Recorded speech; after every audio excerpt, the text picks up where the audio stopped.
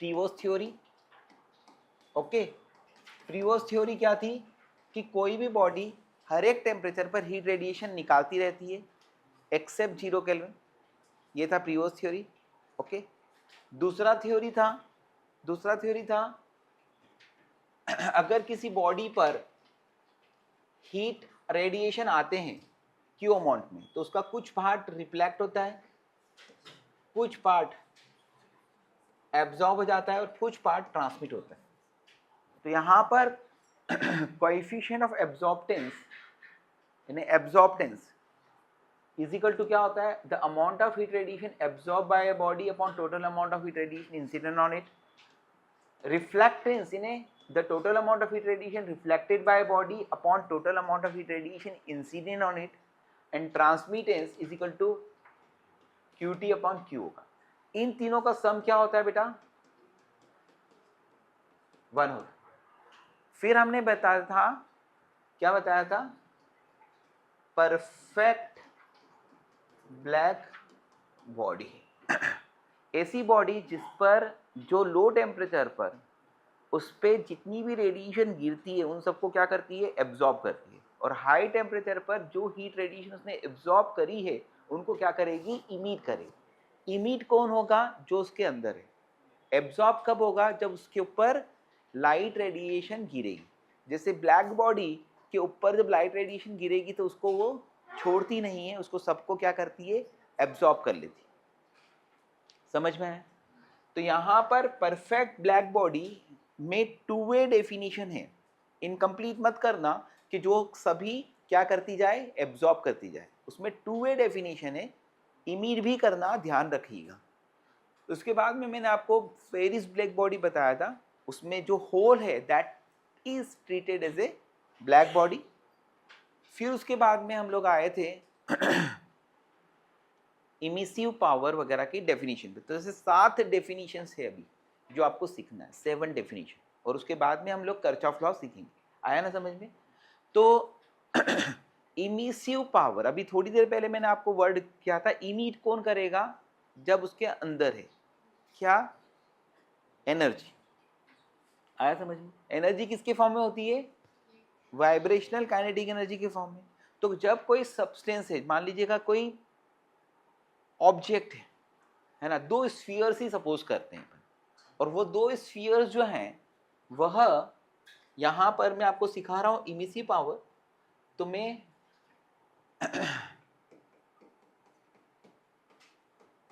Emissive power, ये 2 spheres हैं, दोनों सेम मटेरियल के हैं और दोनों सेम रेडियस के हैं। अगर एक का टेम्परेचर 30 डिग्री सेंटीग्रेड और दूसरे का टेम्परेचर 90 डिग्री सेंटीग्रेड है, तो ज्यादा हीट कौन रेडिएट कर रहा है,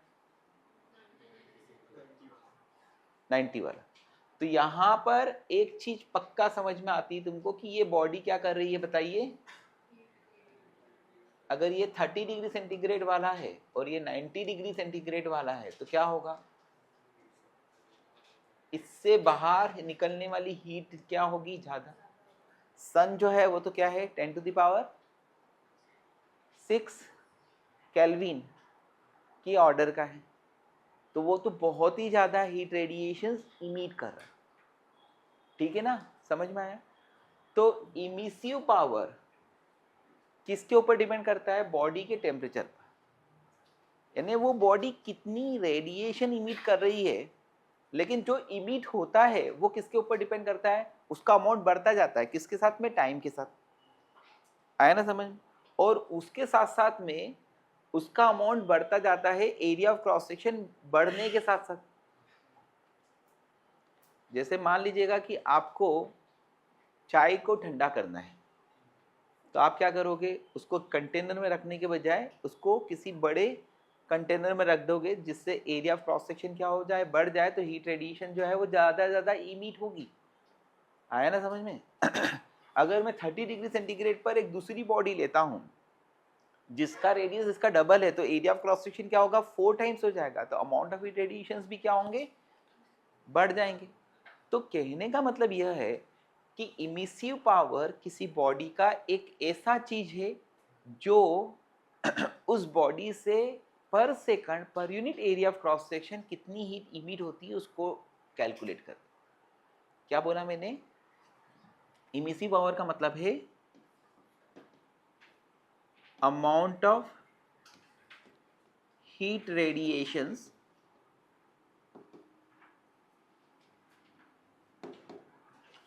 emitted by body per second per unit area of cross section. Okay, is called emissive power. is called emissive power. तो emissive power को हम E से डिनोट करेंगे। कैसे? E से। Got it? तो amount of radiation emitted by a body per second per unit area of cross section is known as emissive power of a body। तो emissive power का formula किसके बराबर होगा? अगर एक body delta Q radiation emit कर कितने time में? डेल्टा टी टाइम, तो डेफिनेटली 2 डेल्टा टी टाइम में वो डबल हीट रेडिएशन इमिट करेगी, है ना। तो इसलिए पर यूनिट टाइम होना जरूरी की और पर unit area of cross section भी होना जरूरी। तो इमिसिव पावर की यूनिट अगर एसआई में बात करेंगे तो ये क्या आएगा? जूल पर मीटर स्क्वायर पर सेकंड। जूल पर सेकंड क्या होता है बेटा? वॉट। वॉट पर metre square is the unit of the emissive power. Got it? ठीक है, समझ गए? अब मैंने कहा था कि 7 डेफिनेशंस आप लोगों को समझना है, बहुत सिंपल चीजें हैं। समझ में आया? हाँ। ये पहली डेफिनेशन हो गई। दूसरी डेफिनेशन आती है spectral emissive power.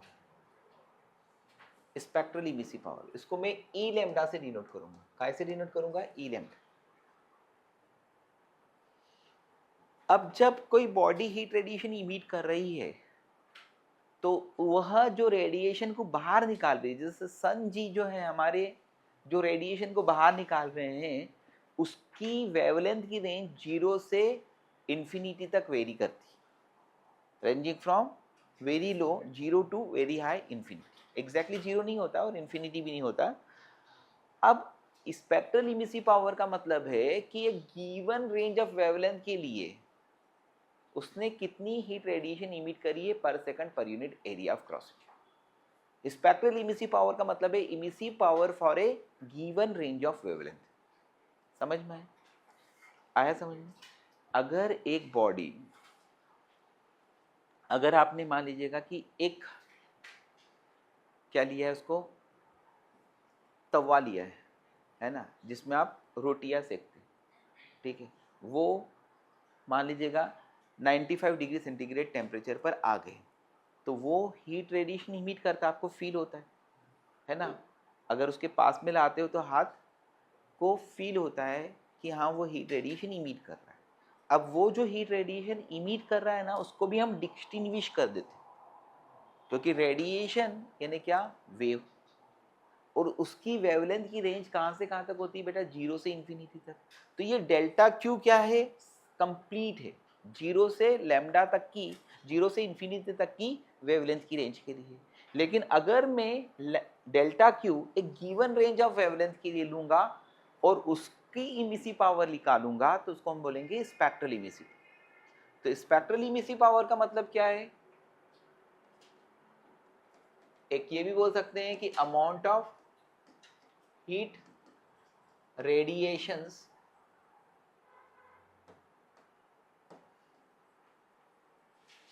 emitted emitted by a body per second per unit area of cross section for a given range of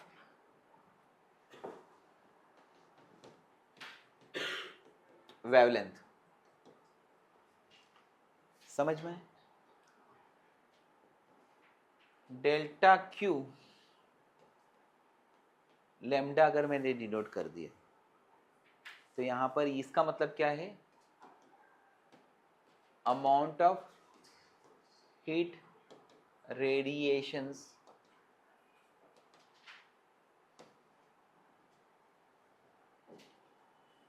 for wavelength range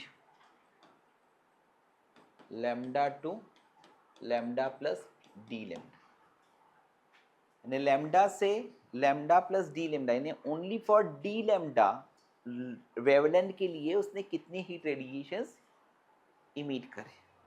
तो इसको हम कैसे डिनोट करते हैं? ई लैम्डा से. उसके लिए फार्मूला क्या होता है? डेल्टा क्यू लैम्डा अपॉन ए इंटू डेल्टा टी. डेफिनेटली इसकी वैल्यू क्या होगी? कम होगी. ये गिवन रेंज ऑफ वेवलेंथ के लिए और उसकी वैल्यू क्या है? पूरी है ना. आया समझ में? तो ये है स्पेक्ट्रल इमिसिव पावर एक गिवन रेंज ऑफ वेवलेंथ के लिए. ठीक है. इसकी यूनिट जो है, अगर मैं इसको पर यूनिट वेवलेंथ के लिए डिनोट करूंगा, पर यूनिट वेवलेंथ के लिए डिनोट करूंगा, तो इसकी यूनिट जो है उसमें वेवलेंथ की यूनिट क्या है? एंगस्ट्रॉम या मीटर. तो पर मीटर क्यूब आ जाएगा, क्योंकि ये डी लैम्डा के लिए है ना, एक गिवन रेंज ऑफ वेवलेंथ के लिए, इसलिए. अब सुनिए, स्पेक्ट्रल इमिसिव पावर और इमिसिव पावर एक तरह से अच्छा ये रहा कि इसमें रिपीटेशन होगी, क्योंकि एक गिवन रेंज के लिए spectral emissive power, otherwise total के लिए इमिसिव पावर. अब उसके बाद में यहाँ पर हमें सीखना है रिलेटिव इमिसिव पावर, है ना. क्या सीखना है? थर्ड डेफिनेशन है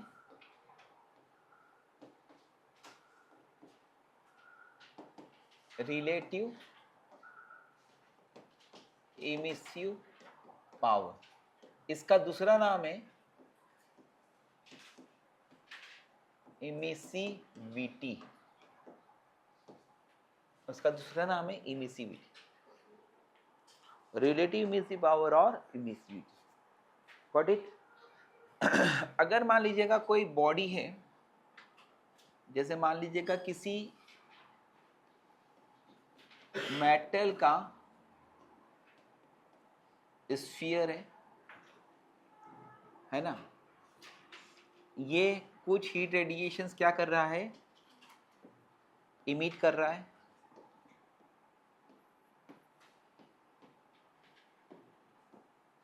ओके. इस मेटल की रिलेटिव इमिसिव पावर निकालना है. रिलेटिव वर्ड फिजिक्स में कब आता है? ज़्यादातर जब हम रेशियो निकालते हैं, सिर्फ रिलेटिव वेलोसिटी में डिफरेंस निकालते हैं. आया समझ में? तो अगर मान लीजिएगा मुझे ये संस्कार का रिलेटिव इमिसिव पावर निकालना है, तो इसकी इमिसिव पावर का हम रेशियो निकालेंगे. किससे? किससे? जैसे आपने क्या करा था? रिलेटिव डेंसिटी निकाली थी. तो relative density of wood is equal to क्या था? Density of wood divided by density of water, है ना. अब किसी की रिलेटिव इमिसिव पावर निकालनी है, इस संस्कार की रिलेटिव इमिसिव पावर निकालनी है, तो संस्कार की emissive power divided by emissive power of identical body of संस्कार विच इज ब्लैक बॉडी. अब संस्कार तो एक बॉडी है, इसकी आइडेंटिकल ब्लैक बॉडी क्या होगी? इसको हम ब्लैक पेंट मारते हैं, समझा? तब ये आइडेंटिकल ब्लैक बॉडी की तरह बिहेव करेगा। यानी इसके ऊपर काजोल पोत देंगे तो क्या होगा?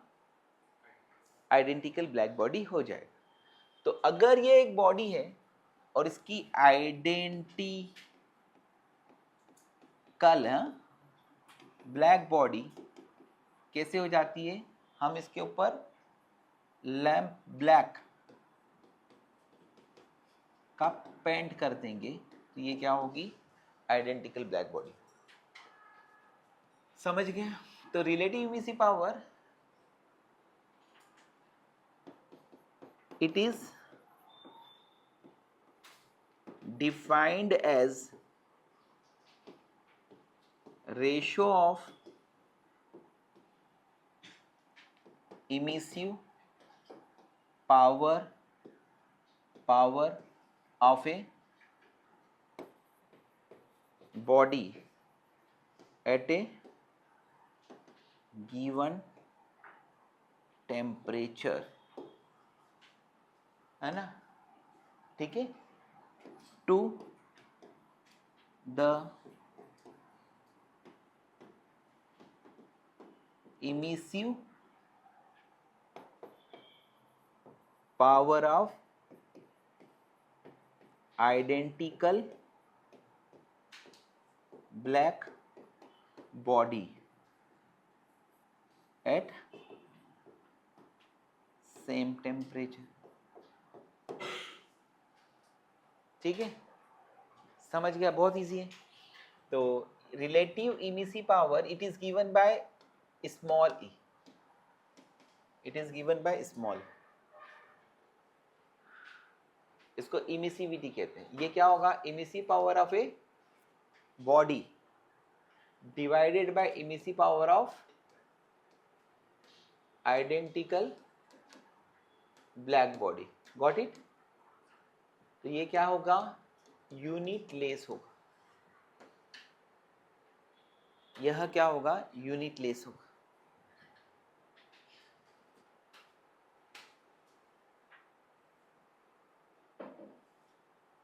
ठीक है, समझ गए? अब यहां पर इसके पहले एक चीज और बता देता हूं कि जो E होता है ना, टोटल इमिसिव पावर, वो integration from 0 to infinity E lambda d lambda के बराबर। क्योंकि डी लैम्डा का अगर हम सम कर देंगे उस बॉडी के लिए तो क्या हो जाएगा? टोटल इमिसिव पावर आ जाएगी, टोटल इमिसिव पावर आ जाएगी। समझ में आया?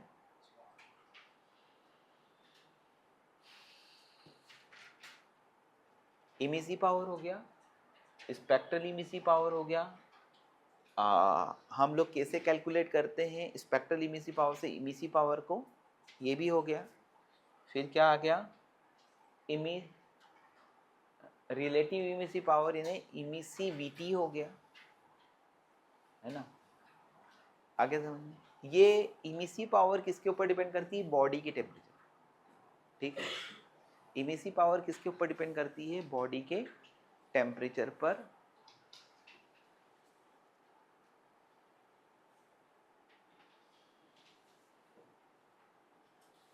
अब नेक्स्ट है, ऐसे ये डेफिनेशन बताने का काम कम पड़ता है बहुत। आप एक बार एनसीईआरटी या कोई अच्छे ऑथर की बुक्स में देख लेना कि डेफिनेशन किस तरह से दी हुई है। मैंने कल आप लोगों को शायद बोला भी होगा। फोर्थ है, ज़्यादा देर नहीं लगेगी या लगाऊंगा, इमिटेंस। इमिटेंस तो इमिटेंस एक स्पेशल कंडीशन में इमिसिव पावर, और वो कंडीशन क्या है कि बॉडी का टेम्परेचर और सराउंडिंग का टेम्परेचर का डिफरेंस अगर 1 डिग्री सेंटीग्रेड है तो इमिसिव पावर क्या होती है? इमिटेंस है। समझ में है? तो emittance is the, it is defined as emissive power of a body while temperature difference between body and surrounding is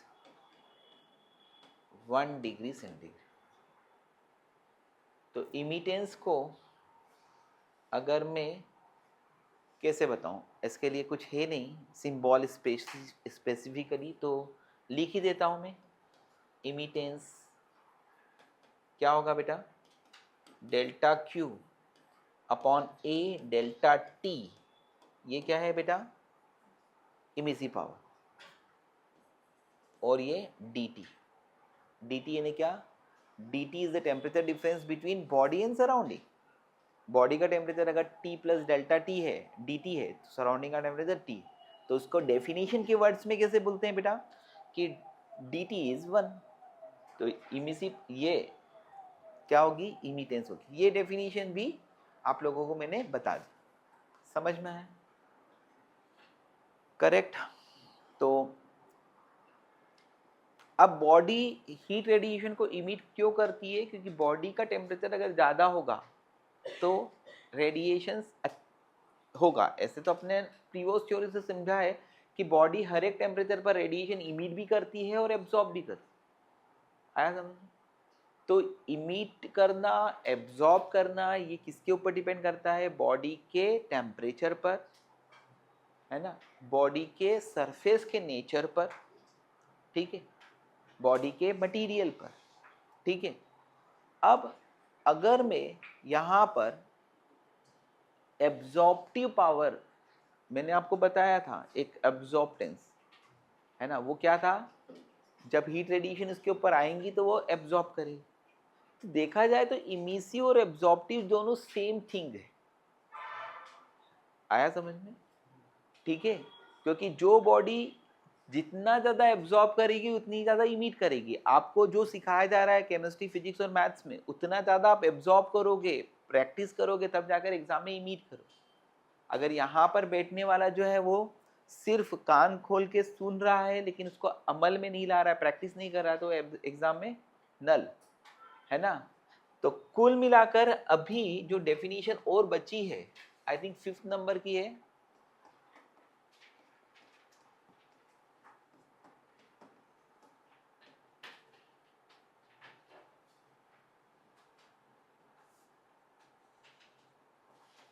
absorptive power.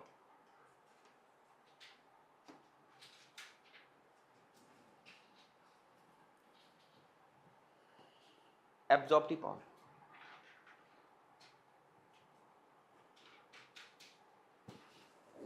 ये क्या होगा, अमाउंट ऑफ हीट रेडिएशंस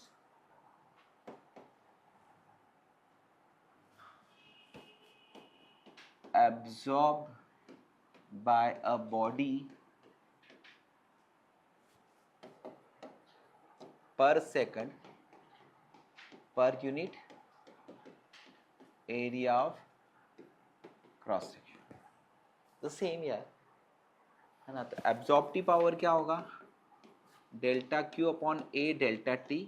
यहाँ पर ये क्या है, जो एब्जॉर्ब कर रही है ना उसकी हीट रेडिएशन। समझा, समझा, क्लियर, क्लियर। इसको मैं कैपिटल ए से डिनोट करूंगा तो ये ए नाराज हो जाएगा। और ए की मैंने कहा था एब्जॉर्प्टेंस, जो कि amount of heat radiation absorb by body upon total amount of heat radiation incident on it था। तो इसके लिए सिंबल अपन क्या बनाए, अन्वयी, एब्जॉर्प्टिव पावर।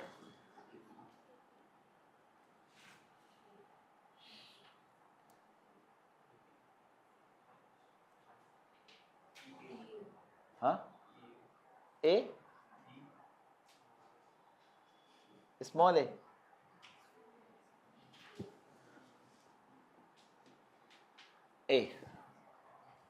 ए से बता दो। दो दो है। कई बार क्या होता है कि एक घर में किसी को नाम सोनू अच्छा लगता है तो उसके अंकल भी सोनू नाम रख देते हैं ना उसके बच्चे का, है ना। तो सोनू सोनू, है ना, सोना कितना सोना हो जाता है। ठीक है, तो ये ए से चलने दो, ए से चलने दो। ठीक है, नाम लिखा रहेगा एब्जॉर्प्टिव पावर तो समझता, नहीं तो तू बोलेगा कंफ्यूज, है ना। अब छठवां डेफिनेशन आता है स्पेक्ट्रल एब्जॉर्प्टिव पावर। ओके बेटा,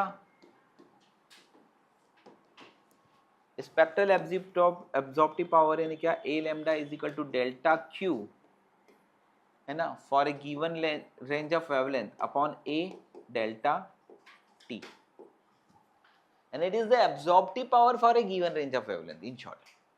ठीक है, it is absorptive power for a given range of wavelength. एक गिवन रेंज ऑफ वेवलेंथ के लिए ये एब्जॉर्प्टिव पावर, समझा। एग्जैक्टली इमिसिव पावर और एब्जॉर्प्टिव पावर, है ना, कोरिलेटेड है। आया समझ में। बॉडीज के लिए इनको सेम भी मान लेते हैं, ठीक, या इनका एक रेशो फिक्स होता है किसी बॉडी के लिए, है ना। तो सुनिए, स्पेक्ट्रल एब्जॉर्प्टिव पावर और एब्जॉर्प्टिव पावर, ये सब सीखने के बाद में अब मैं आपके लिए ला रहा हूं कर्चॉफ लॉ, है ना। कर्चॉफ करके एक साइंटिस्ट था जिसका नाम था KIRCHHOFF।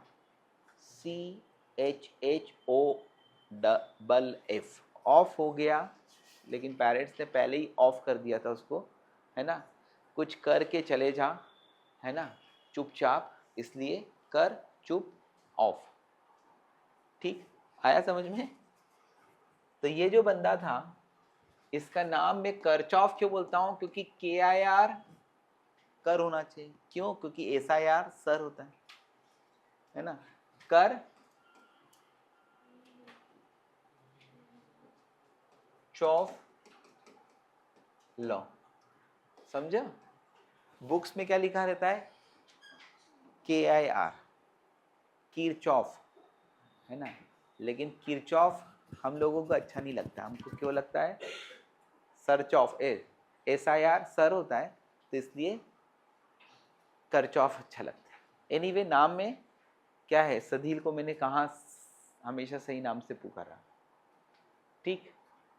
तो बेटा, किरचॉफ लॉ या कर्चॉफ लॉ क्या है, केमिस्ट्री वाला क्या बोलता है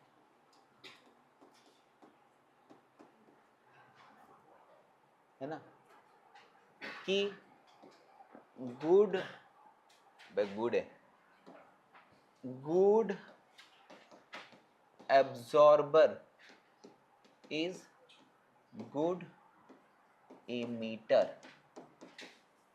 and bad absorber is bad emitter। समझा। जो जैसा करेगा,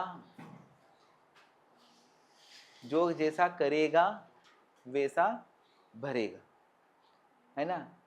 अच्छा एब्जॉर्बर अच्छा इमीटर होता है, बैड एब्जॉर्बर बैड इमीटर। आया समझ।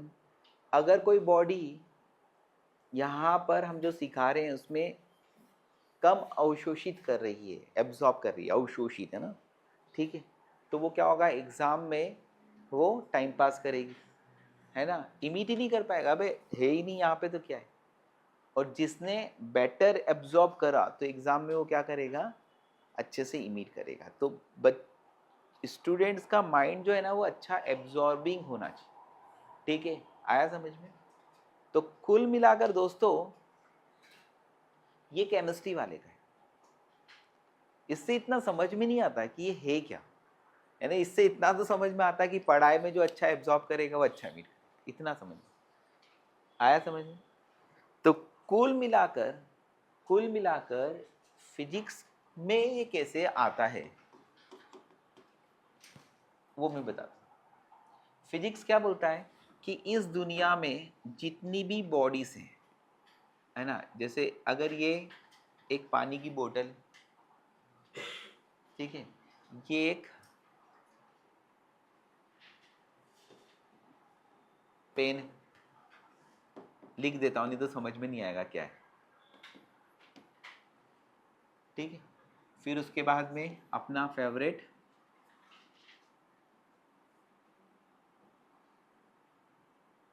ये क्या है, फैन, है ना। फिर उसके बाद में चेयर, है ना, ये चेयर, ठीक है, ये डोर, समझ गए। तो ये अलग अलग बॉडीज, ये अलग अलग बॉडी है कि सारी bodies all are at same temperature, सभी बॉडीज क्या है, सेम टेम्परेचर। सभी बॉडी की स्पेक्ट्रल इमिसिव पावर और स्पेक्ट्रल एब्जॉर्प्टिव पावर, इसकी इमिसिव पावर और इसकी एब्जॉर्प्टिव पावर, इसकी इमिसिव पावर और इसकी एब्जॉर्प्टिव पावर। तो इस यूनिवर्स में जितनी भी बॉडीज हैं उनकी स्पेक्ट्रल इमिसिव पावर और स्पेक्ट्रल एब्जॉर्प्टिव पावर का रेशियो सेम होता है, रेशियो सेम। और वो किसके बराबर होता है, उसी टेम्परेचर पर किसी ब्लैक बॉडी की इमिसिव पावर के बराबर, स्पेक्ट्रल इमिसिव पावर। अब सुन, ये एक ब्लैक बॉडी आ गई, मान लेते हैं कि ये एक ब्लैक बॉडी, उस ब्लैक बॉडी की इमिसिव पावर क्या है, ई लैम्डा है, लेकिन ए लैम्डा क्या होगा, 1। तो यहां पर हमारे फिजिक्स में यह आता है कि पहली बॉडी की इमिसिव पावर और एब्जॉर्प्टिव पावर का रेशियो इज इक्वल टू दूसरी बॉडी की भी इमिसिव पावर और एब्जॉर्प्टिव पावर के रेशियो इज इक्वल टू तीसरी, चौथी, पांचवी, छठवीं और ये ब्लैक बॉडी की इमिसिव पावर। तो दिस इज कॉल्ड द, अब सुनना, अगर ये 5/3 है तो ये 15/9 होगा, नहीं समझे, 5/3 इज 5/3। अगर एक की इमिसिव पावर 15 हो गई तो दूसरे की उसकी एब्जॉर्प्टिव पावर क्या हो जाएगी, 9। तो उसका रेशियो क्या होगा, सेम ही होगा, आया समझ। किसी की अगर 500 हो गई तो वो क्या हो जाएगी, 300। तो ये बड़ी तो वो भी बड़ी, ठीक है। तो कुल मिलाकर ये है कर्चॉफ का law.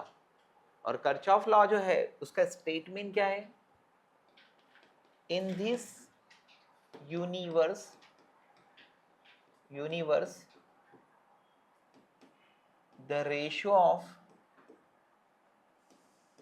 the ratio of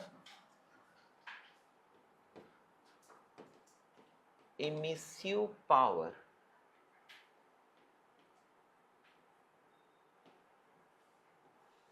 of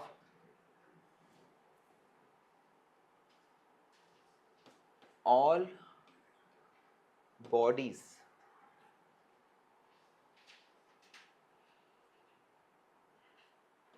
for a given range of wavelength to absorptive power for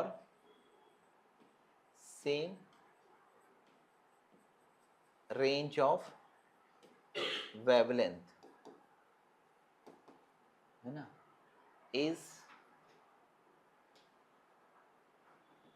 same for all bodies at a given temperature.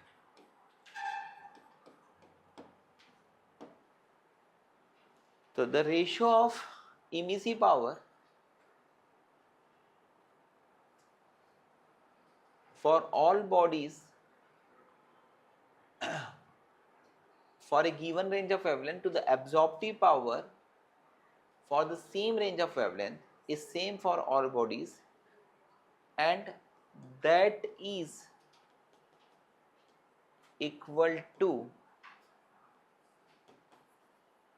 emissive power of black body for same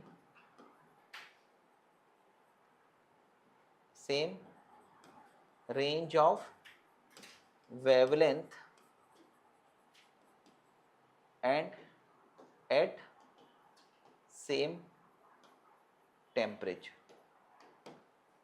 इसको और छोटे वर्ड्स में बोलूँगा ना तो बहुत जल्दी से बोल सकता हूँ कि in this universe the ratio of spectral emissive power to spectral absorptive power of all bodies at a given temperature is same, and that is equal to the emissive power, so that is equal to the spectral emissive power for black body under same condition. At same temperature का मतलब है under same condition. आया समझ?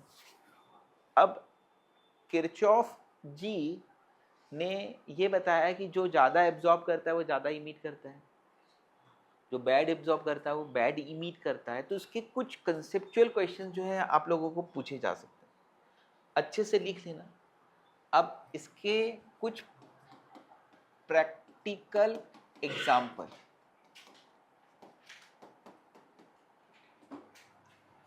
Practical example.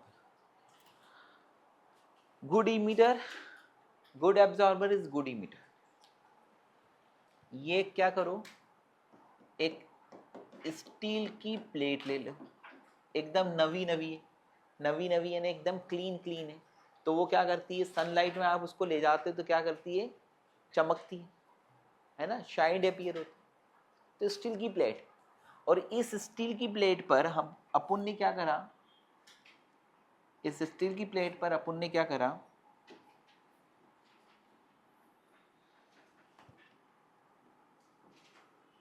ये ऐसी shine appear होगी ना, थोड़ा सा समझा रहे. ये तुम्हारी स्टील की प्लेट हो गई दोस्त. Okay, perfect. ठीक, इस स्टील की प्लेट मध्ये में तुमने क्या करा, यहां पर ये ब्लैक पेंट कर दिया. क्या कर दिया, ब्लैक पेंट मार दी. आया समझ? कार्बन जो है ना उसका पाउडर रख दो, ज्यादा अच्छा रहेगा. टिक. अब इसको हमने क्या करा,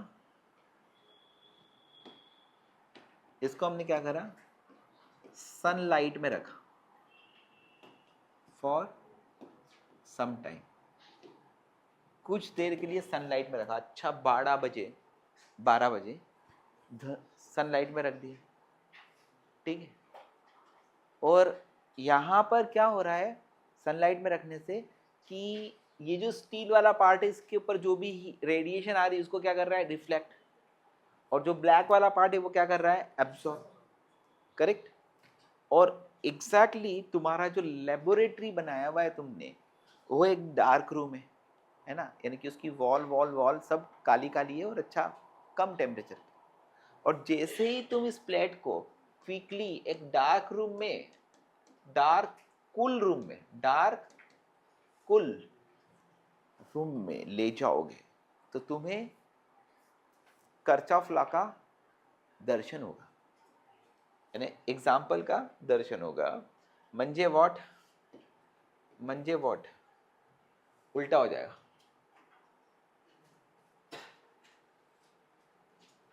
समझा?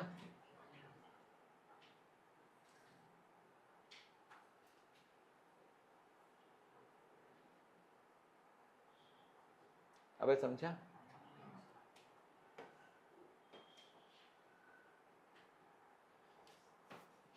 यानी कि ये वाला पार्ट क्या हो जाएगा, ये वाला पार्ट आपको शाइन विजिबल. ठीक है, it is due to the Kirchhoff law. समझ में आया? तो Kirchhoff law, good absorber is good emitter, bad absorber is bad emitter. ठीक है. दूसरा स्पेक्ट्रम आप लोगों ने पढ़ा होगा बेटा. स्पेक्ट्रम होता है कंटिन्यूस, दूसरा होता है लाइन, और तीसरा होता है band. Continuous spectrum, line spectrum, band spectrum, और फोर्थ होता है एब्जॉर्प्शन स्पेक्ट्रम. ओके, ये केमिस्ट्री वाले ने पढ़ाया होगा आपको. मैं फटाफट इसको पढ़ा देता हूँ. कंटिन्यूस स्पेक्ट्रम ये किसके कारण मिलता है? Due to red hot state of a substance.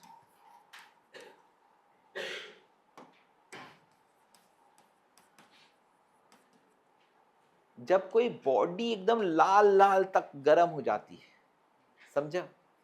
अगर तू एक लोहे की रॉड को 400-500 डिग्री सेंटीग्रेड वाली जगह पर रखेगा तो वो लोहे की रॉड जो है ना एकदम रेड हॉट दिख, समझा? और उस रेड हॉट स्टेट में उससे जो रेडिएशंस निकल रही है, उस रेडिएशन को अगर हम प्रिज्म से गुजारेंगे तो हमें क्या मिलेगा? कंटिन्यूस स्पेक्ट्रम मिलेगा. यानी कि वहां पर ऑल वेवलेंथ के लिए कुछ न कुछ क्या है? लाइट की एनर्जी है, हीट है. आया ना समझ? तो कंटिन्यूस स्पेक्ट्रम कब मिलता है? जब कोई बॉडी इनकंडेंसेंट स्टेट में आती. इनकंडेंसेंट स्टेट का मतलब होता है रेड हॉट स्टेट, यानी लाल दीप्त अवस्था. समझ में है? ठीक है, क्लियर? तो उस स्टेट में हमें क्या मिलता है? सारे कलर्स मिलते हैं. सारे कलर्स मिलते हैं किसके ऊपर? बिना किसी गैप. तो यहां पर ऑल, अबे ये क्या हो गया? फटेहाल. यहां पर क्या मिला हमें? ऑल वेवलेंस मिले without any gap. Line spectrum, line spectrum किसके कारण मिलता है? Due to atomic state of substance. आया समझ? Due to atomic state of substance के कारण हमें क्या मिलता है? लाइन स्पेक्ट्रम मिलता है. जैसे हाइड्रोजन है, हाइड्रोजन जब H होगा, H2 नहीं, तो क्या मिलेगा? उसका स्पेक्ट्रम हमें क्या मिलेगा? Line spectrum. और हाइड्रोजन का स्पेक्ट्रम जो होता है ना एटॉमिक स्टेट में, उसमें डार्क बैकग्राउंड पर 4 लाइंस मिलती. सोडियम जो है वो एटॉमिक स्टेट में जब उसके रेडिएशन निकलेंगे और उस रेडिएशन को तू प्रिज्म से गुजारेगा तो तुझे 2 येलो लाइंस मिलेगी, 5890 एंगस्ट्रॉम की और 5896 एंगस्ट्रॉम. तो यहां पर क्या होता है पता है? यहां पर स्पेक्ट्रम कैसा मिलता है पता है? ये ऐसा डार्क बैकग्राउंड हो जाता है. समझा रे? समझा रे? ये डार्क बैकग्राउंड पर तुझे सोडियम के स्पेक्ट्रम में क्या मिलेगा? सोडियम के स्पेक्ट्रम में 2 येलो लाइंस, ये सोडियम का स्पेक्ट्रम। हाइड्रोजन का स्पेक्ट्रम में 4 अलग अलग कलर्स की लाइन, वो कलर्स मुझे ध्यान नहीं है लेकिन वो भी है, बुक्स में लिखा हुआ। और ये जो लाइन है वो इमेज ऑफ द स्लिट होती है, पतली सी लाइन होती है बस। समझा? समझा? तो this is the line spectrum. And band बाजा, सॉरी बैंड स्पेक्ट्रम क्या है? बैंड स्पेक्ट्रम क्या है? ये किसके कारण मिलता है बच्चा? Due to molecular state of the substance के कारण। ये स्पेक्ट्रम कैसा दिखाई देता है? तो डार्क बैकग्राउंड पर तुझे बैंड्स दिखाई देते हैं। क्या मिलते हैं? बैंड्स, है ना? क्या मिलते हैं बेटा? बैंड्स। तो यहाँ पर डार्क बैकग्राउंड तो अपन बना लेगा, ये बन गया डार्क बैकग्राउंड, ये हो गया डार्क बैकग्राउंड। और इस डार्क बैकग्राउंड पे पुत्र यहाँ पर तुझे कौन मिलेगा? बैंड्स। बैंड्स के कलर्स अलग अलग होते हैं। And band is what? Series of lines. बच्चा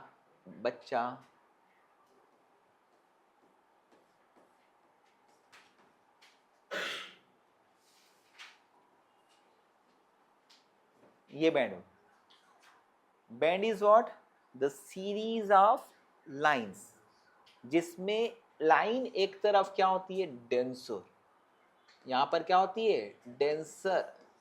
और यहां पर क्या होती है? रेयर। समझी? और समझा देता हूं बेटा, और पतली। तो band is highly intense at one end and becomes dim at other end। तो यहाँ पर डार्क बैकग्राउंड पर क्या मिलते हैं? जैसे जैसे मटेरियल होते हैं ना, वैसे वैसे अलग अलग बैंड मिलते हैं। आया ना समझ में? समझ में आया? तो कोई भी मैटर की अपनी कैरेक्टरिस्टिक्स के हिसाब से उसका एक ओन क्या होता है? स्पेक्ट्रम होता है। जैसे इंसान जो है वो अपनी फिंगरप्रिंट से जाना जाता है ना? वैसे ही यहाँ पर सोडियम जो है अपने क्या है? लाइन स्पेक्ट्रम से, पोटेशियम अपने लाइन स्पेक्ट्रम से, हाइड्रोजन अपने लाइन स्पेक्ट्रम से जाना जाता है। तो in laboratory to test any material कि वो कौन सा है, उसके लिए हमारे पास में एक तरीका क्या है? उसका स्पेक्ट्रम देख लो, और वो स्पेक्ट्रम एक यूनिक होगा। इसीलिए हीलियम की खोज जो है वो कहाँ पर हुई? पहले लेबोरेटरी, है ना? तो एक्चुअली में हीलियम जो है वो सन में होता है, और यहाँ पर अर्थ में ऐसा कोई एलिमेंट हमें मिला नहीं था पहले जो क्या हो? उसके जैसा हो। तो वो कोई एक एलिमेंट लेबोरेटरी में बनाया गया और उसका स्पेक्ट्रम देखा, और वो स्पेक्ट्रम किसी से मैच ही नहीं हुआ। जैसे अगर मान लो कि यहाँ पर सबके फिंगरप्रिंट है और कोई एक नया फिंगरप्रिंट आ जाए तो ये क्वेश्चन मार्क आ जाएगा कि ये कौन है। तो फिर वैसा ही फिंगरप्रिंट, वैसा ही स्पेक्ट्रम कहाँ पर मिला? सन के स्पेक्ट्रम में मिला, है ना? और सन के स्पेक्ट्रम में जब मिला तो हमने उस एलिमेंट का नाम रखा हीलियस से हीलियम, है ना? क्योंकि हीलियस का मतलब होता है सन ग्रीक में। अब स्पेक्ट्रम मैंने आपको पढ़ा है, आखिरी स्पेक्ट्रम बचा है एब्जॉर्प्शन स्पेक्ट्रम। तो एब्जॉर्प्शन स्पेक्ट्रम क्या होता है? जब कोई बॉडी, जब जैसे व्हाइट लाइट रे है, क्या है? व्हाइट लाइट रे है, और उसका स्पेक्ट्रम क्या मिलना चाहिए? कंटिन्यूस स्पेक्ट्रम मिलना चाहिए। लेकिन व्हाइट लाइट रे को किसी सोडियम से पास कराकर अगर हम उसका स्पेक्ट्रम देखते हैं ना, तो हमें क्या मिलता है? एब्जॉर्प्शन स्पेक्ट्रम मिलता है। जैसे व्हाइट है, उसके पास में सारी चीजें हैं, अगर मैं उसको सोडियम से गुजार दूंगा तो सोडियम क्या करेगा? अपने कैरेक्टरिस्टिक के हिसाब से वो वाली रेडिएशन को खा जाएगा। समझा? तो बाहर निकलने वाली स्पेक्ट्रम में, जो कंटिन्यूस स्पेक्ट्रम है, उसमें 2 लाइंस मिसिंग हो। मान लेते हैं कि Cl2 क्लोरीन का ऐसा स्पेक्ट्रम आता है ना, मान लेते हैं। अब व्हाइट लाइट रे को मैं क्लोरीन से गुजारूंगा और क्लोरीन लो टेम्परेचर पर होगी तो उसकी आदत क्या है, या तो इसको इमिट करना है या खाना। लो टेम्परेचर पर है तो इसको एब्जॉर्ब कर लेगी। अब इसको एब्जॉर्ब करेगी तो आपको इन दोनों जगह क्या मिलेगा, डार्क स्पॉट मिलेगा, दैट इज कॉल्ड एब्जॉर्प्शन। आया समझ में? केमिस्ट्री वाले ऐसे सिखाते हैं इनको। अब उसके बाद में आता है हमारा, हम क्या पढ़ रहे हैं, किरचॉफ लॉ। और किरचॉफ लॉ में आगे आता है सन्स स्पेक्ट्रम और फ्रॉनहोफर लाइंस, है ना। तो sun's spectrum and Fraunhofer lines, समझा?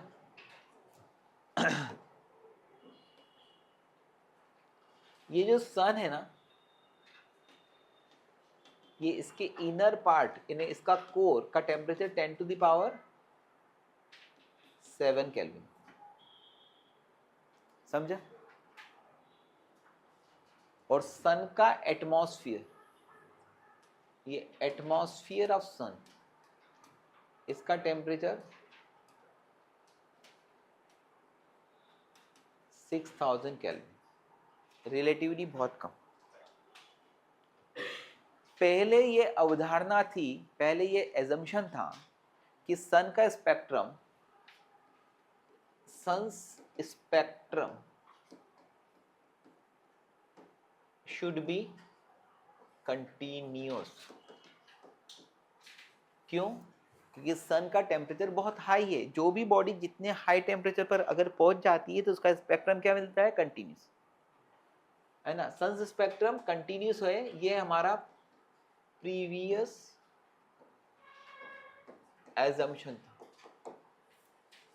लेकिन फ्रॉनहोफर करके एक बंदा था, वो टेलीस्कोप लेकर जब उसने सन का स्पेक्ट्रम देखा तो उसको, है ना, उसको मैग्नीफाई करने पर उसको दिखा कि इसके स्पेक्ट्रम में कुछ डार्क लाइंस, क्या है, dark lines.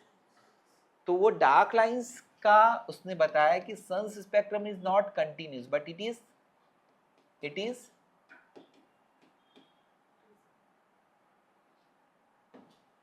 Is absorption spectrum. Absorption क्यों हुआ? तुम बोलोगे सर अब तो सभी सिखा चुके हो। बेटे, जब सन से रेडिएशन निकलती है, कहाँ से, कोर से, तो ये कोर से जो रेडिएशन निकल रही है उसका सम पार्ट एब्जॉर्ब हो जाता है।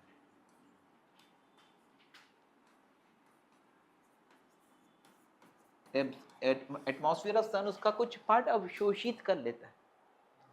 वो कौन होता है? जो एटमॉस्फेयर में एलिमेंट्स होते हैं। अब एटमॉस्फेयर में जो एलिमेंट्स है वह सन के रेडिएशंस को एब्जॉर्ब कर लेते हैं। इसीलिए क्या होता है, सन के स्पेक्ट्रम में हमें क्या मिलते हैं, सम डार्क लाइंस मिलते हैं। समझ में है? Means some dark lines are present in sun's spectrum. That dark lines are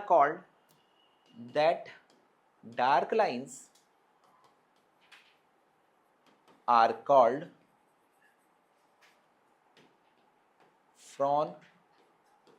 Fraunhofer lines. Fraunhofer ने अपनी जिंदगी में ABCDEF ऐसी 20 लाइंस खोजी थी। अभी बहुत ज़्यादा डार्क लाइंस निकल चुकी। समझ में आया? क्यों? क्योंकि सन का जो एटमॉस्फेयर है ना बेटा, वो उन रेडिएशन को एब्जॉर्ब कर रहा है। अच्छा, सन के एटमॉस्फेयर में मोस्टली वही एलिमेंट होते हैं जिससे सन बना है। तो हमें जो डार्क लाइंस प्रेजेंट हुई है वो लाइंस यहाँ पर किस एलिमेंट से मेच खाती है, स्पेक्ट्रम से मेच खाती है, इससे हमें पता गिरा कि सन में कौन से एलिमेंट्स, समझा। And the final thing is what, solar Eclipse.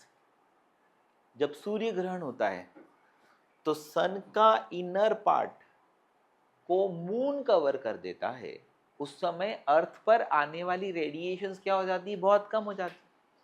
And that radiations जो है वो कौन सी नहीं आ पा रही है, सन के कोर की रेडिएशंस नहीं आ पा रही। अब कहाँ से आ रही है रेडिएशन, सन के एटमॉस्फेयर, वो बहुत डीम होती है।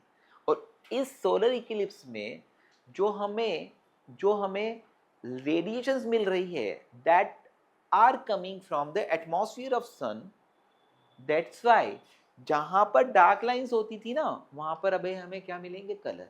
क्योंकि क्योंकि ये वाले रेडिएशंस ऐसे अर्थ पर पहुंचते हैं लेकिन वो बहुत कम होते है ना। अब सुनिए, ये वाले रेडिएशन कब पहुंचते हैं, जब सोलर इक्लिप्स होता है, मून इसको कवर कर देता है, तो ये रेडिएशन हमें आते हैं और उससे हमें सन के अंदर जो एलिमेंट्स हैं उसके बारे में प्रॉपरली और ज़्यादा स्टडी हम लोग कर पाते हैं, समझ में आए, रिसर्च कर पाते। तो मैंने किरचॉफ लॉ में आपको स्पेक्ट्रम भी पढ़ा दिया, लेकिन इस स्पेक्ट्रम बढ़ाने के पीछे उद्देश्य क्या था कि सन का स्पेक्ट्रम समझना। सन का स्पेक्ट्रम क्या है, इट इज एब्जॉर्प्शन स्पेक्ट्रम। ये मिसकंसेप्शन होता है कि इट इज कंटिन्यूस स्पेक्ट्रम। फिर उसके बाद में सोलर इक्लिप्स के टाइम क्या होता है कि जो डार्क लाइंस, फ्रॉनोफर लाइंस है ना बेटा, वो कलर्ड दिख जाती है, क्योंकि वो पहले किसी ने एब्जॉर्ब कर रही थी, अब वो वाली है जो वो इमिट कर रहा है। Got it. तो दिस इज कंप्लीट। इसके बाद में दो चीज़ें बचती है, स्टीफेंस बोल्ट्जमैन लॉ और न्यूटन्स लॉ ऑफ कूलिंग में नहीं पढ़ाऊंगा। फिर उसके बाद में आखिरी बचता है एक ब्लैक बॉडी रेडिएशंस का कंसेप्ट। आप इसे कॉपी कर लो फटाफट। अब हम सीखेंगे Stefan's Boltzmann law. Stefan's law, इसने पहले एक लॉ दे दिया था, फिर बोल्ट्जमैन ने आकर उसने बोला कि यार इसमें एक कमी है, तो उसको पूर्ण करा किसने, स्टीफेंस और बोल्ट्जमैन ने मिलकर, है ना। और बहुत अच्छा लॉ है, सही है, ध्यान से समझना। ओके, ये हमने एक बॉडी ली, इसका टेम्परेचर T केल्विन है ना। तो ये क्या कर रही है, हीट रेडिएशंस इमिट करती जा रही। ये हीट रेडिएशन यहां से निकल रहे हैं, तो जो हीट रेडिएशन निकल रहे पर सेकंड पर unit area of cross section, उसको क्या बोलते हैं, emissive power. It is applicable only for black bodies. ये ब्लैक बॉडियों के लिए एप्लीकेबल है, नॉट फॉर ऑल, जो स्टीफेंस ने दिया। और स्टीफेंस ने ये बताया था कि emissive power of A black body is directly proportional to fourth power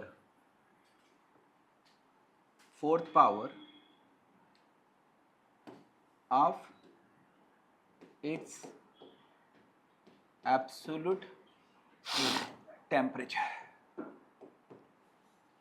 suppose एक ब्लैक बॉडी है, उसका टेम्परेचर T है, तो उसकी इमिसिव पावर किसके प्रोपोर्शनल होगी, T⁴। बस यही लॉ। तो E इज टू क्या होगा, सिग्मा T⁴। सिग्मा को क्या बोलेंगे, Stefan's constant. E is to क्या होता है, delta Q upon A delta T is to sigma T⁴। तो सिग्मा की वैल्यू किसके बराबर आती है? बहुत अच्छी है, 5.67 into 10 to the power -8, 5678, 5.67 into 10 to the power -8। Unit क्या आएगी सिग्मा की? तो delta Q upon A delta T upon T to the power 4 आ जाएगा। Delta Q upon delta T की वैल्यू क्या होती है? वॉट पर metre square per kelvin to the power 4, per kelvin to the power 4। समझ में आया? तो जब कोई बॉडी हीट रेडिएट करेगी तो क्या होगा? क्या होगा? उसका टेम्परेचर फॉल होगा। ठीक है, तो यहां पर हमारे स्टीफेंस ने ये कंसेप्ट दिया था, है ना। लेकिन फिर उसके बाद में उसने एक चीज और बता डाली। ठीक है, उसने ये बोला फॉर अदर बॉडीज, अगर अदर बॉडीज के लिए बात करेंगे तो यहां पर उसके ई का मतलब होता है रिलेटिव इमिसिव पावर। उस बॉडी की क्या है? ई है, या इमिसिविटी ई है।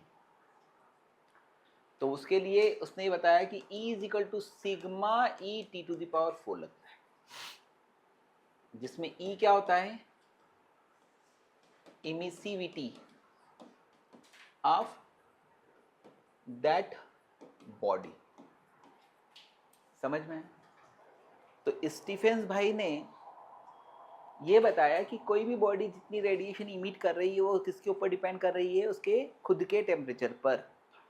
ठीक, अब बोल्ट्जमैन ने इसमें करेक्शन दिया, इसलिए उसका नाम पड़ा बाद में स्टीफेंस बोल्ट्जमैन्स लॉ। बोल्ट्जमैन ने बोला कि यार ये तो तू देने वाली खोने वाली निकलने वाली रेडिएशंस को बता रहा है, लेकिन वो बॉडी हीट रेडिएशन को एब्जॉर्ब भी कर रही है। और जो एब्जॉर्ब कर रही है वो किसके ऊपर डिपेंड करता है? उस बॉडी की एब्जॉर्प्टिव पावर पे,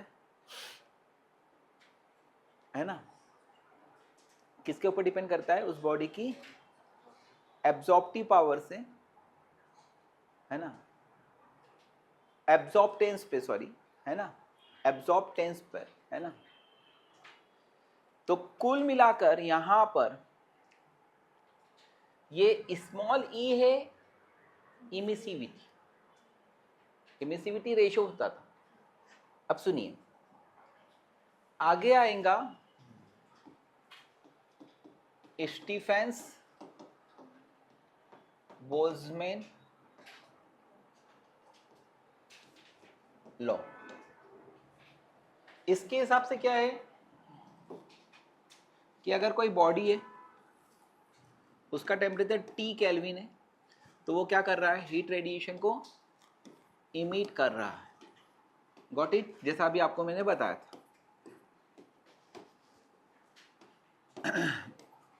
ये एप्लीकेबल है फॉर ऑल बॉडीज। उसके हिसाब से जो amount of heat radiation emitted है, amount of heat radiations emitted by a body per second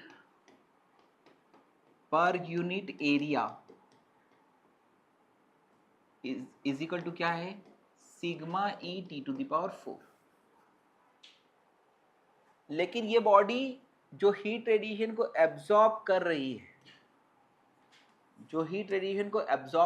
है, वो किसके ऊपर डिपेंड करता है? इस बॉडी की एब्जॉर्प्टेंस पे। And amount of heat radiations absorbed by that body is proportional to T naught to the power 4। ये किसके प्रोपोर्शनल है? Absorbed by that body पर सेकंड पर यूनिट एरिया। ये किसके प्रोपोर्शनल है? सराउंडिंग का टेम्परेचर T नॉट है, टेम्परेचर ऑफ एटमॉस्फेयर सराउंड। तो अगर सराउंडिंग का टेम्परेचर और बॉडी का टेम्परेचर सेम होगा तो जितना इमिट करेगी उतना एब्जॉर्ब करेगी। तो यहां से एक चीज समझ में आती है कि it is equal to sigma A T not to the power. आया समझ? ए क्या है? एब्जॉर्प्टेंस। तो इस तरह से नेट इमिसिव पावर क्या होगा? Sigma E T to the power 4 minus sigma A T not to the power 4। आया समझ? और मैंने कहा कि बॉडी जो है ना उसके लिए ये जो है वो क्या कहलाता है? इमिसिविटी। और ये क्या कहलाता है? एब्जॉर्प्टेंस। ये दोनों की न्यूमेरिकल वैल्यू क्या होती है? 1 होती है। तो इक्वल होता है, E इक्वल टू ए। यानी क्या आएगा? E is equal to sigma E T to the power 4 minus T not to the power 4। This is called Stefan's Boltzmann law. समझ में आया? इसको बोलते हैं Stefan's Boltzmann law. Net amount of heat radiation emitted by body per second per unit area of cross section is equal to क्या आया? Sigma E T to the power 4 minus T not to the power 4। समझे? अब इसको आगे अगर हम देखते हैं यहाँ पर तो देखिए ये क्या आएगा? Delta Q upon A delta T is equal to क्या आ गया? Sigma E T to the power 4 minus T naught to the power 4 and T naught are absolute temperature। Temperature नहीं है डायरेक्टली डिग्री सेंटीग्रेड में, काय में है? Kelvin में है। तो यहाँ पर ये delta Q is equal to क्या होगा? ms delta T। Delta T is the change in temperature. अगर उसका m is the mass of the body, s is the specific unit delta T upon a delta T is equal to क्या आया? Sigma E T to the power 4 minus T not to the power 4। तो delta T by delta T इसको बोलते हैं rate of cooling, यानी ठंडे होने की रेट। इज इक्वल टू क्या आएगा? यहाँ पे एक माइनस साइन लगा देते हैं, है ना। इज इक्वल टू क्या आएगा? Minus sigma E A upon ms into t to the power 4 minus t naught to the power 4। और ये क्या कहलाता है? Delta Q by delta T क्या कहलाता है? Rate of loss of heat.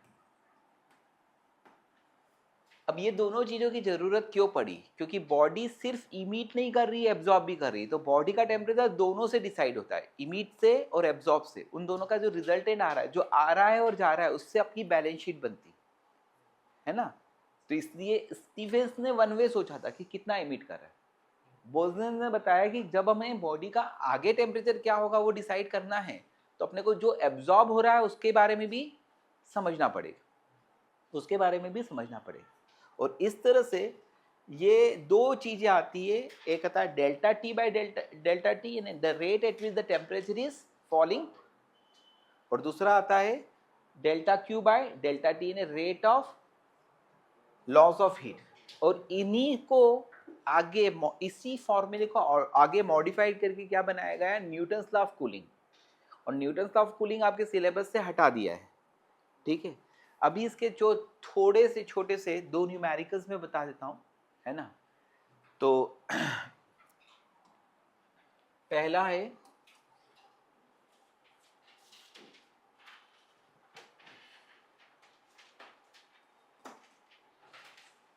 Temperature of A cube of surface area. एक cube है, उसका सरफेस एरिया है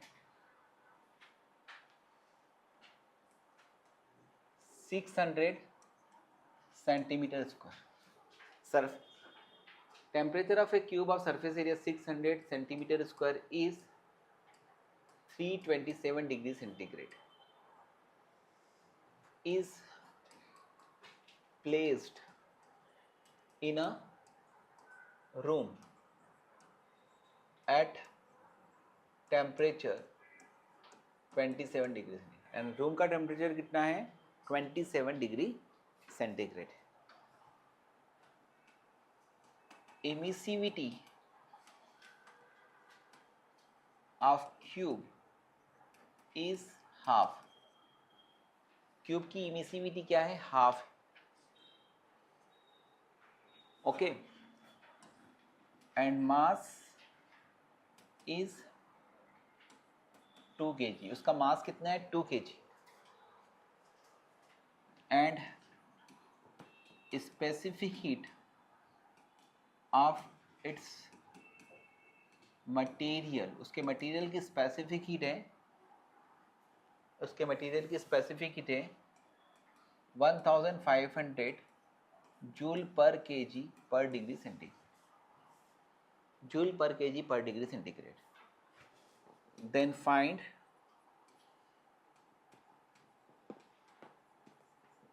rate of cooling. तो वो ठंडा किस रेट से हो रहा है, यानी कि उसका टेम्परेचर किस रेट से फॉल हो रहा है. जब इस तरह के क्वेश्चंस आते हैं तो आपका पहले जितने ज़्यादा नंबर्स इंफॉर्मेशन है ना, तो आपको पहले क्या सोचना पड़ता है कि इसमें फार्मूला कौन सा लगेगा. और ये नॉर्मली एक ही चीज़ पूछी जा रही है, यानी क्या है सिंपल फार्मूला बेस्ड क्वेश्चन. आया समझ में. डिफिकल्ट क्वेश्चन नहीं है, आपसे सारी इंफॉर्मेशन दे दी. इंफॉर्मेशन क्या है, इंफॉर्मेशन क्या है. आप क्यूब लीजिए, क्यूब से हीट रेडिएट हो रही है बाहर और एब्जॉर्ब भी कर रहे हो. यहाँ पर आपका अगर दिमाग चलता है तो dt/dt इसको बोलते हैं रेट ऑफ कूलिंग. इसकी वैल्यू क्या आती है बेटा सिग्मा EA बोलो upon ms T⁴ minus T⁴, है ना. सिग्मा कितना है 5.67 × 10⁻⁻8. ई का वैल्यू कितना है हाफ. ए ने कितना 600 सेंटीमीटर स्क्वायर है, तो 10⁻⁻4 करके मीटर स्क्वायर में कन्वर्ट कर दूंगा. अपॉन ए मास कितना है 2 kg. स्पेसिफिक हीट है 1500 into final temperature temperature of the body 327 plus 273 यानी कितना होगा 600⁴ माइनस 300⁴. Got it. यहाँ पे 100⁴ कॉमन आ जाएगा तो 100⁸ आएगा, वो कैंसिल हो जाएगा और ये 6⁴ माइनस 3⁴ बचेगा. इसको इज्जत से सॉल्व करोगे तो क्या आएगा rate of fall of temperature आ जाएगा. समझ में आए. तो ये इस कैटेगरी के जो क्वेश्चंस आते हैं ना, ये मेंस लेवल के हैं. ठीक आया समझ में. HC वर्मा में इसके प्रॉब्लम्स अवेलेबल है, अच्छे प्रॉब्लम है. 12th के जैसे 3rd टॉपिक है ना. और उसके बाद में एक लास्ट क्वेश्चन आज का इसी पर बेस्ड, वो क्वेश्चन बहुत अच्छा है. और जहाँ तक है ये वो वाला क्वेश्चन जो है वो HC वर्मा का ही है, लेकिन मैं आपको करा देता हूँ. ठीक है, अच्छा क्वेश्चन है, वो अधिकतर बच्चे पूछते हैं. ठीक, तो नेक्स्ट क्वेश्चन है a rod of length 1.8 meter. A rod of length 1.8 meter is attached to a source at temperature 727 degree centigrade. समझ में है. एक रॉड है बेटा,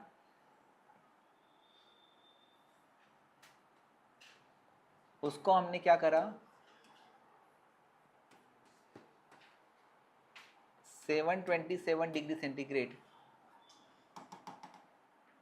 क्या करा 727 डिग्री सेंटीग्रेड के सोर्स से कनेक्ट कर. और इसको हमने यहां पर कवर कर रखा है।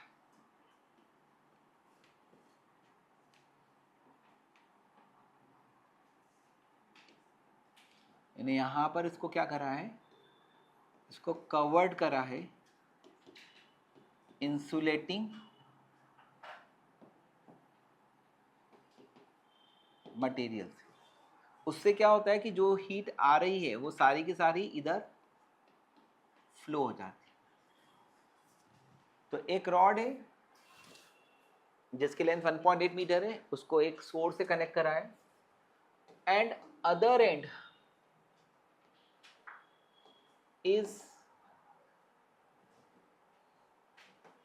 In surrounding, other and surrounding में है एट टेम्परेचर 27 डिग्री से। यहाँ पे सराउंडिंग का टेम्परेचर 27 डिग्री सेंटीग्रेड, लेकिन ये जो अदर एंड है इसको हम and temperature other end is open कर दो, open in surrounding at temperature 27 degree centigrade, temperature of other and in equilibrium is 527 degree centigrade. इसका टेम्परेचर कितना है, 527 डिग्री है ना, इन इक्विलिब्रियम, यानी कि वो फिक्स होगा, स्टडी स्टेट आ जाएगी। And other end is treated as black body, black surface, other end की सरफेस को ब्लैक सरफेस ले लिया। समझ में है? If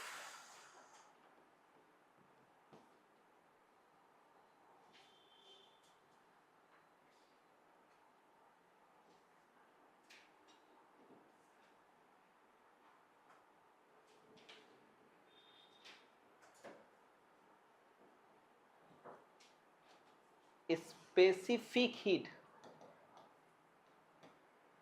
of rod is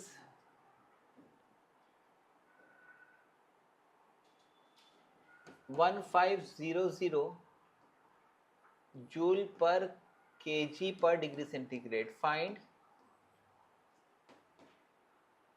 thermal conductivity of rod, find thermal conductivity of rod. ये क्वेश्चन भी अच्छा है, इंपॉर्टेंट क्वेश्चन में है। आपको मैं समझा देता हूँ कर क्या रहा हूँ मैं। कोई सी रॉड, रॉड को इधर हाई टेम्परेचर पर रखा, लेंथ ऑफ द रॉड कितनी है, 1.8 मीटर। होता क्या है कि यहाँ पर स्टेडी स्टेट आती है, यहाँ का टेम्परेचर 727 और यहाँ का टेम्परेचर फॉल होते होते 527 हो जाता है। समझिए, अब ये क्योंकि यहाँ पे कोई हीट का बाहर नहीं जाने से बच रही है, यहाँ का टेम्परेचर फॉल हो गया ऐसे, लेकिन इस जगह का टेम्परेचर जो है वो 27 नहीं होगा। क्यों? क्योंकि यहाँ से जो हीट आ रही है वो क्या हो रही है, बाहर रेडिएट हो रही है, और उसके कारण जो इधर से हीट का सप्लाई है वो इस जगह का टेम्परेचर 527 मेंटेन रख रहा है। इट इज लाइक तुम अगर किसी चाय बना रहे हो, उसका एक हैंडल है, तो उसका एक अदर एंड का टेम्परेचर क्या हो जाएगा इक्विलिब्रियम में, कुछ तो हाई होगा, है ना, रूम टेम्परेचर के बराबर नहीं होगा। क्यों? क्योंकि यहाँ से इट इज लाइक फ्लो होकर, ये जो हीट है ना फ्लो होकर सराउंडिंग में जा रही है और इक्विलिब्रियम बन रहा है। तो ये क्वेश्चन मुझे अच्छा क्यों लगता है, इसका कारण है कि यहाँ पर it is the superposition of two concepts, एक heat transfer through the rod और हीट ट्रांसफर इनटू एटमॉस्फेयर। यहाँ पर ब्लैक बॉडी एंड सरफेस से इमिशन है और यहाँ पे थ्रू द रॉड इमिशन। तो अगर मैं यहाँ पर सॉल्व करूँगा, कलर चेंज कर देता हूँ। अगर मैंने through rod delta Q by delta T निकाला, याद है क्या? Delta Q by delta T rod से क्या होता है? के ए, ये चेंज इन टेम्परेचर है, डिग्री सेंटीग्रेड में भी लोगे तो चलेगा। अब वही हीट कहीं पे इस सरफेस पर रिटेन नहीं हुई, वो आगे फ्लो हुई, तो अब rate of flow of heat through किससे हुआ? ब्लैक बॉडी से, ब्लैक सरफेस, क्योंकि यहां पे इसको हमने ब्लैक सरफेस माना, समझा? तो इसका टेम्परेचर 527 डिग्री मेंटेन है, इसका मतलब ये सराउंडिंग में हीट भी दे रहा है और ले भी रहा है, तो यहाँ पे क्या लगेगा? स्टीफेंस बोल्ट्जमैन लॉ लगेगा। वो क्या बोलता है? Delta Q upon delta T is equal to क्या होता है? Sigma E A T to the power 4 minus T not to the power 4, बस delta Q by delta T, delta T by delta T upon M S आ जाता है, समझी तू बेटा? तो ये दोनों इक्वल होना चाहिए, इक्विलिब्रियम, ये दोनों इक्वल होना चाहिए इक्विलिब्रियम। मैंने क्या होगा? Sigma E A T to the power 4 minus T not to the power 4 is equal to K A, it is 200 upon 1.8, A से ए गया, सिग्मा की वैल्यू क्या आएगी? Aditya 5.67 × 10 to the power -8, E की वैल्यू 1 है क्योंकि ब्लैक बॉडी है, T to the power 4 यानी कितना? 7 प्लस 273 यानी कितना? 1000 की पावर 4 माइनस सॉरी वहां पर नहीं, ये इस सरफेस पर और सराउंडिंग है, तो इस सरफेस का टेम्परेचर कितना हो गया? 527 प्लस 273 यानी कितना? 800 to the power 4 minus 300 to the power 4 is equal to क्या आएगा? के जो कि निकालना है इंटू 200 अपॉन 1.8। बता, सिर्फ अननोन क्या है? के, वो निकल गया। यहाँ पे हीट, स्पेसिफिक हीट मैंने जानबूझकर दे डाली, तो उससे थोड़ा सा कंफ्यूजन क्रिएट हो सकता है किसी बच्चे को जिसको थोड़ा कॉन्फिडेंस कम होगा, तो क्योंकि कंसेप्ट यही है कि यहाँ से जो हीट आई है वो कंटिन्यूसली आगे बहती गई। Got it? तो आज के लिए इतना ही।